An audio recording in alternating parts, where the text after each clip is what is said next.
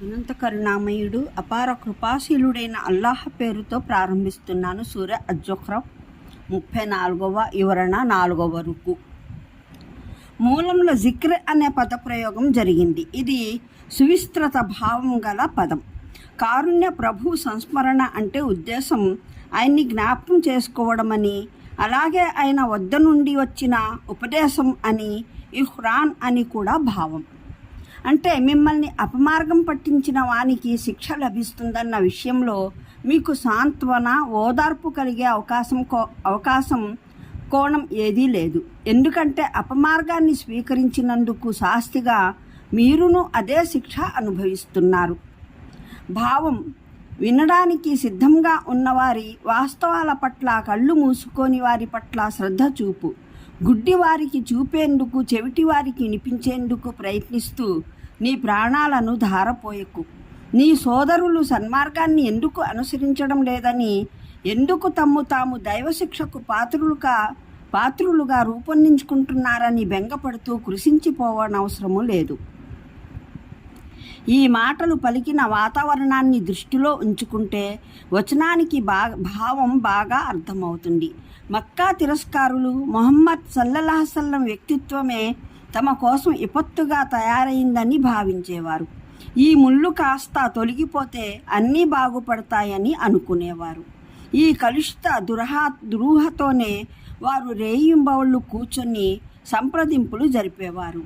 ఆయన్ని ఏ విధంగానైనా అంతమొందించాలని. దీనికి పరమప్రభువు వారిని వదిలి తన ప్రవక్తను సంబోధిస్తూ అంటున్నాడు, నీవు ఉన్నా లేకపోయినా పెద్దగా వ్యత్యాసం ఏదీ ఏర్పడదు.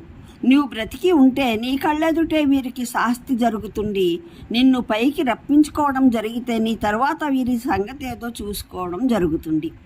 చేసిన చేష్టలకు శాస్తి మటుకు వీరికి పూర్తిగా విదితమైపోయింది.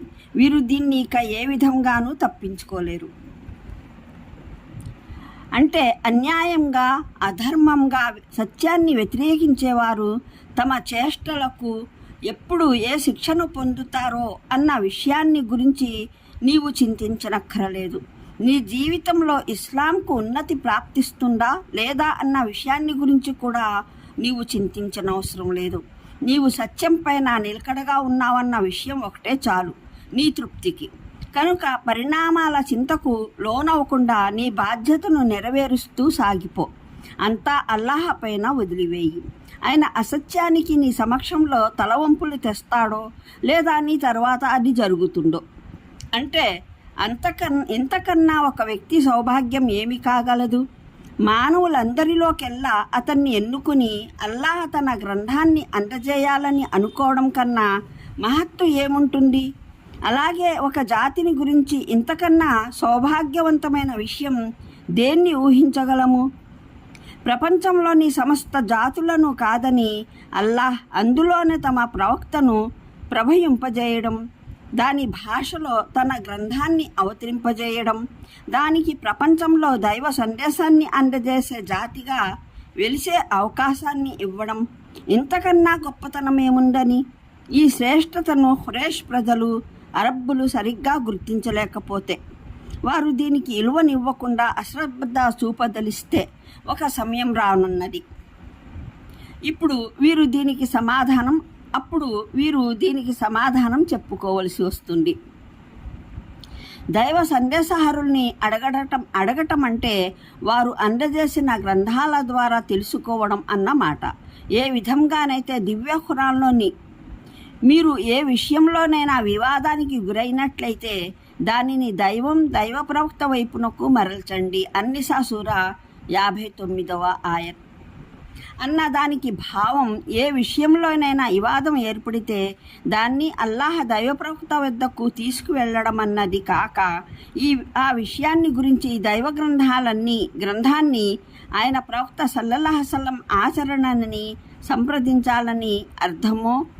అదేవిధంగా దైవ సందేశహరుల్ని అడగాలన్న భావం ప్రపంచం నుంచి నిష్క్రమించిన ప్రవక్తల్ని అందరినీ వెళ్ళి అడగటం అన్నది కాదు.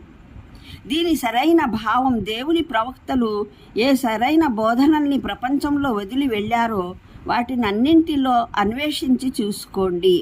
మహామహిమాన్వితుడైన ప్రభువు అల్లాహ్ తప్ప మరెవరైనా ఆరాధనకు అర్హుడని ఎవరైనా నేర్పారేమో చూడండి అన్నది. అనంత కరుణామయుడు అపార కృపాశీలుడైన అల్లాహ్ పేరుతో ప్రారంభిస్తున్నాను. సూరా అజ్-జుఖ్రఫ్ 34వ వివరణ 4వ రుకు. మూలంలో జిక్ర్ అనే పదప్రయోగం జరిగింది. ఇది సువిస్తృత భావం గల పదం. కారుణ్య ప్రభు సంస్మరణ అంటే ఉద్దేశం ఆయన్ని జ్ఞాపకం చేసుకోవడమని, అలాగే ఆయన వద్ద నుండి వచ్చిన ఉపదేశం అని, ఇహ్రాన్ అని కూడా భావం. అంటే మిమ్మల్ని అపమార్గం పట్టించిన వానికి శిక్ష లభిస్తుందన్న విషయంలో మీకు సాంత్వన, ఓదార్పు కలిగే అవకాశం కోణం ఏదీ లేదు. ఎందుకంటే అపమార్గాన్ని స్వీకరించినందుకు శాస్తిగా మీరును అదే శిక్ష అనుభవిస్తున్నారు. భావం వినడానికి సిద్ధంగా ఉన్నవారి వాస్తవాల పట్ల కళ్ళు మూసుకొని వారి పట్ల శ్రద్ధ చూపు. గుడ్డి వారికి చూపేందుకు, చెవిటి వారికి వినిపించేందుకు ప్రయత్నిస్తూ నీ ప్రాణాలను ధారపోయకు. నీ సోదరులు సన్మార్గాన్ని ఎందుకు అనుసరించడం లేదని, ఎందుకు తమ్ము తాము దైవశిక్షకు పాత్రులుగా రూపొందించుకుంటున్నారని బెంగపడుతూ కృషించిపోవనవసరము లేదు. ఈ మాటలు పలికిన వాతావరణాన్ని దృష్టిలో ఉంచుకుంటే వచనానికి భావం బాగా అర్థమవుతుంది. మక్కా తిరస్కారులు ముహమ్మద్ సల్లల్లాహు అలైహి వసల్లం వ్యక్తిత్వమే తమ కోసం విపత్తుగా తయారైందని భావించేవారు. ఈ ముళ్ళు కాస్త తొలగిపోతే అన్నీ బాగుపడతాయని అనుకునేవారు. ఈ కలుషిత దురూహతోనే వారు రేయింబవళ్ళు కూర్చొని సంప్రదింపులు జరిపేవారు. ఆయన్ని ఏ విధంగానైనా అంతమొందించాలని. దీనికి పరమప్రభువు వారిని వదిలి తన ప్రవక్తను సంబోధిస్తూ అంటున్నాడు, నీవు ఉన్నా లేకపోయినా పెద్దగా వ్యత్యాసం ఏదీ ఏర్పడదు. నీవు బ్రతికి ఉంటే నీ కళ్ళెదుటే వీరికి శాస్తి జరుగుతుంది. నిన్ను పైకి రప్పించుకోవడం జరిగితే నీ తర్వాత వీరి సంగతి ఏదో చూసుకోవడం జరుగుతుంది. చేసిన చేష్టలకు శాస్తి మటుకు వీరికి పూర్తిగా విదితమైపోయింది. వీరు దీన్ని ఇక ఏ విధంగానూ తప్పించుకోలేరు. అంటే అన్యాయంగా, అధర్మంగా సత్యాన్ని వ్యతిరేకించేవారు తమ చేష్టలకు ఎప్పుడు ఏ శిక్షను పొందుతారో అన్న విషయాన్ని గురించి నీవు చింతించనక్కరలేదు. నీ జీవితంలో ఇస్లాంకు ఉన్నతి ప్రాప్తిస్తుందా లేదా అన్న విషయాన్ని గురించి కూడా నీవు చింతించనవసరం లేదు. నీవు సత్యం పైన నిలకడగా ఉన్నావన్న విషయం ఒకటే చాలు నీ తృప్తికి. కనుక పరిణామాల చింతకు లోనవ్వకుండా నీ బాధ్యతను నెరవేరుస్తూ సాగిపో. అంతా అల్లాహ్ పైన వదిలివేయి. ఆయన అసత్యానికి నీ సమక్షంలో తలవంపులు తెస్తాడో లేదా నీ తర్వాత అది జరుగుతుందో. అంటే ఇంతకన్నా ఒక వ్యక్తి సౌభాగ్యం ఏమి కాగలదు? మానవులందరిలోకెల్లా అతన్ని ఎన్నుకుని అల్లాహ్ తన గ్రంథాన్ని అందజేయాలని అనుకోవడం కన్నా మహత్తు ఏముంటుంది? అలాగే ఒక జాతిని గురించి ఇంతకన్నా సౌభాగ్యవంతమైన విషయం దేన్ని ఊహించగలము? ప్రపంచంలోని సమస్త జాతులను కాదని అల్లాహ్ అందులోనే తమ ప్రవక్తను ప్రభయింపజేయడం, దాని భాషలో తన గ్రంథాన్ని అవతరింపజేయడం, దానికి ప్రపంచంలో దైవ సందేశాన్ని అందజేసే జాతిగా వెలిసే అవకాశాన్ని ఇవ్వడం, ఇంతకన్నా గొప్పతనమేముందని?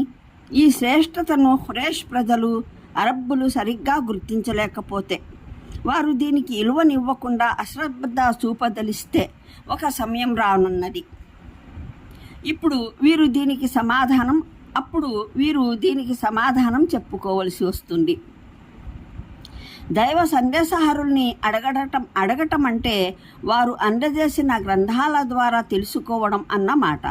ఏ విధంగానైతే దివ్య ఖురాన్లోని మీరు ఏ విషయంలోనైనా వివాదానికి గురైనట్లయితే దానిని దైవ ప్రవక్త వైపునకు మరల్చండి. అన్నిసా సూరా 59.